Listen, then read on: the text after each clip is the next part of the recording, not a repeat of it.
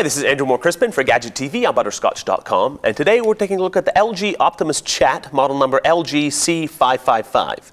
Now you can get this device for about $200 unlocked, probably free with some carrier relief.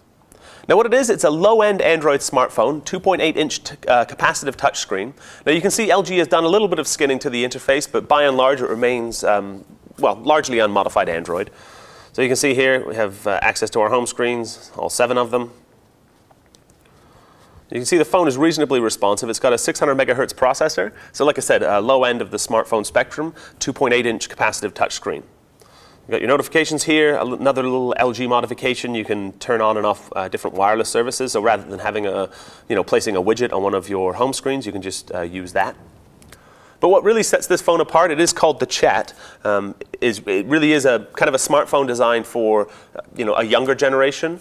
Like I said, not terribly high-end, reasonably inexpensive. And if we slide up the keyboard here, or slide up the screen, put it into landscape, you can see we have access to a very kind of text messagey kind of keyboard. So not something a business person might really want to use. The keyboard functions reasonably well. It doesn't have quite the tactile feel of something like a BlackBerry or even the HTC Status that we looked at recently. But it does work for bashing out quick emails.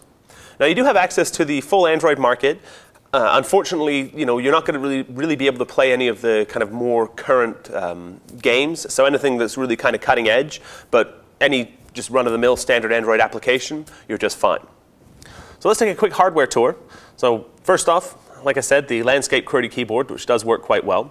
Across the front of the device, we have our capacitive buttons for menu, for home, back, and search. We have 2 hardware buttons for call answer or and call reject, and this is also the power button. On the top of the phone, we have a 3.5mm headphone jack with support for an inline mic. On the other side, we have a volume rocker here. On the bottom, we have our micro B USB port for charging and syncing. And on the back, we have our digital camera, which I believe is a 3.2 megapixel camera. I'm pretty sure that's correct. If not, I will make that correction in the show notes on Butterscotch.com. But there you have it, an inexpensive Android smartphone for the text messaging generation. And that's a quick look at the LG Optimus Chat LG-C555. For Gadget TV, I'm Andrew Moore-Crispin. For more sweet stuff, visit Butterscotch.com.